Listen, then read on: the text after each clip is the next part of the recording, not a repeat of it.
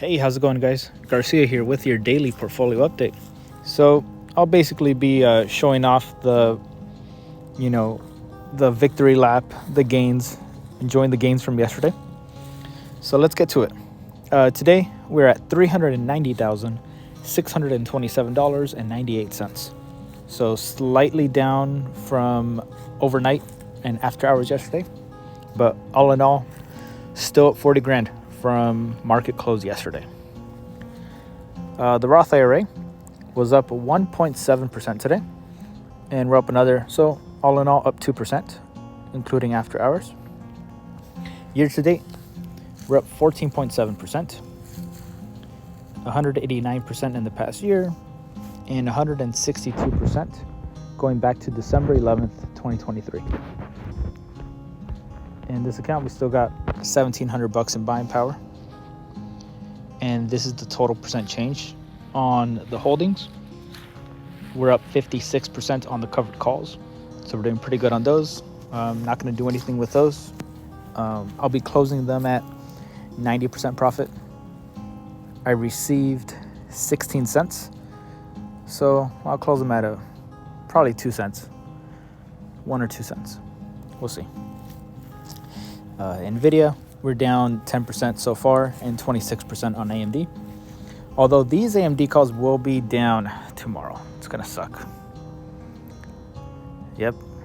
It's down even more after hours. God damn it. So AMD, I guess they did miss on data center, which was one of the biggest things I was hoping that they would do well on.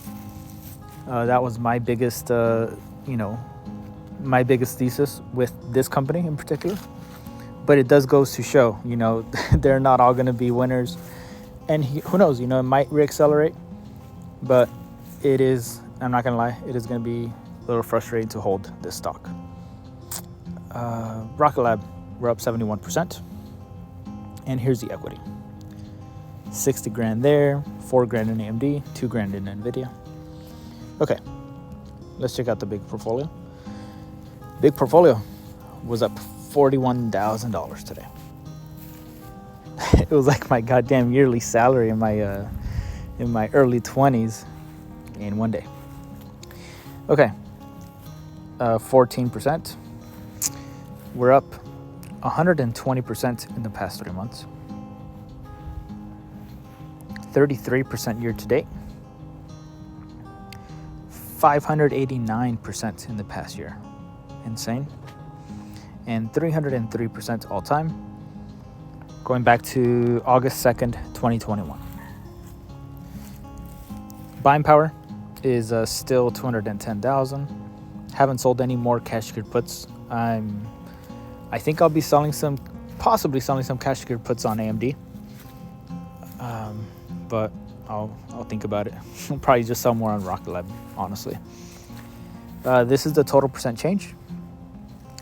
Let's go to, look at these covered calls on Palantir. So these covered calls on Palantir that I received $1 for, they're now worth $5. 5 times the price. So I am down 400% on these. But I'm not going to do anything about it. I will not be rolling these until, honestly, the last minute on Friday. Because there is a chance Palantir hangs around 100. Might even dip below 100, and I might be able to close these out at a penny. Okay. All in all, we're up on the covered calls and cash secured puts on rklb. So I created a wedge between $35 and $26.50. So that's a pretty big range for rklb to stay in between, and for me to just keep collecting. Here I would have 70 more to collect. So it was like 170 and 600 on the puts. So I am collecting a lot less on the covered call side than the cash secured put, because the cash secured puts are a lot closer to the money than the covered calls are. So, but in AMD, NVIDIA, that's how much we got there. And there's the total percent change.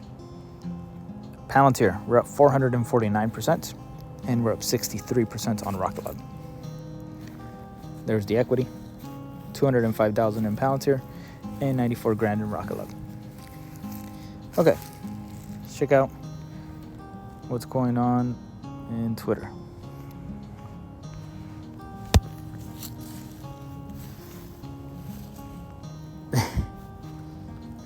Me calling up all the Palantir haters. Who's calling? I say, how you doing? I'm doing fine. I'm asking you, how are you? Here, imagine finding a generational company at $15 and exiting Palantir at $20, $40, $60, $80, $100 out of fear of being judged as a one-hit wonder. Couldn't be me. I've had a couple people come at me saying I got lucky investing in a meme stock, that I can't do it again in another company, etc. But at the end of the day, we all make our own decisions. And like Andre always quotes, we all make choices, but in the end, our choices make us. And I did like this response from Mike. Everything I read about Palantir and believed in is what made them become what they are. People say I got lucky too. I don't care. I have no desire to entertain it anymore. Only we know ourselves and understand why we do what we do. And totally agree with Mike here. Let's see.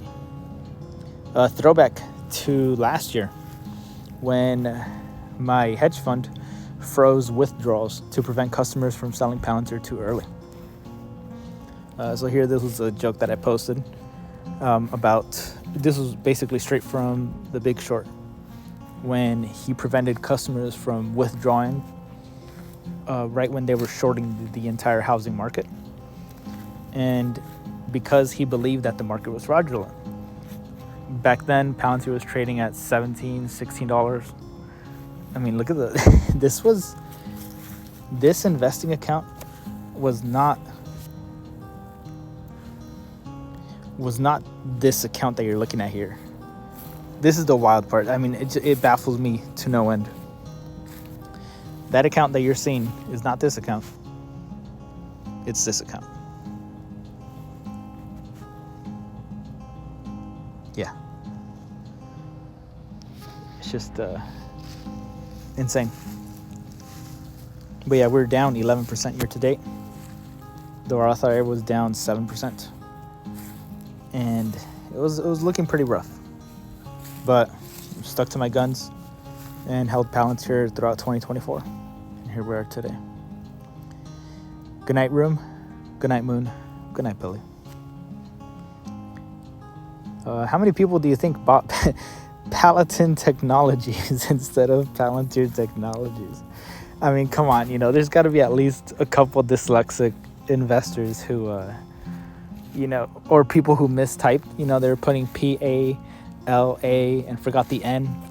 And as soon as they hit the T, they saw Palantir Technologies and they immediately bought. And then shout out to ETF for this one. I'll wait for a dip below $15. It's too expensive at $15. I'll buy when it pulls back. First buy at $150. This is so dumb.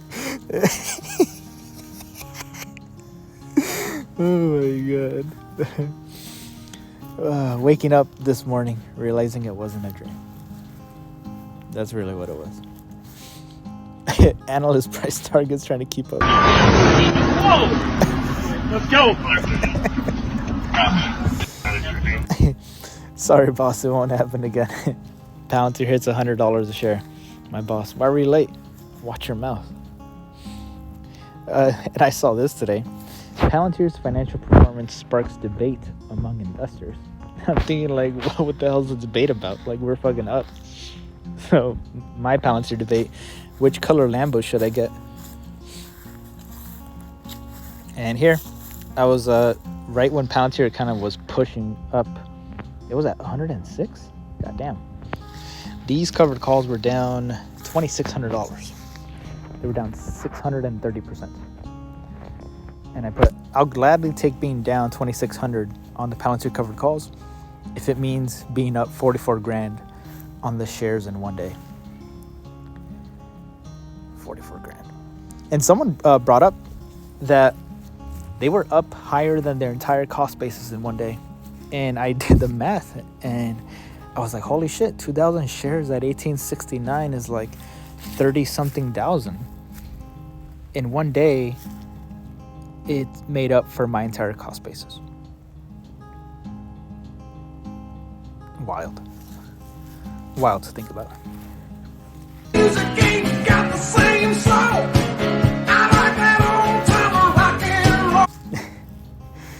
Alex, do you have a message to retail shareholders? And check out this cool infographic on who really owns Palantir. So here you got ARK Invest, Shyam Sankar, he has 0.38%. Here's the banks, Morgan Stanley. Then you have the bigger banks. You have the co-founders, Morgan Stanley, BlackRock, Peter Thiel, Vanguard, Alex Karp. And right next to Alex Karp, Danny Garcia, founder and CEO of Garcia Capital at 12.8%. And it's true. I checked my sources and it's true. And that's it. What can I say? These earnings were powerful as fuck. All right, guys. Looks like that's going to be it for today. I appreciate each and every one of you guys for keeping up, for commenting and letting me know your thoughts. Hit the like button, and yeah, I will see you guys tomorrow. Have a great day.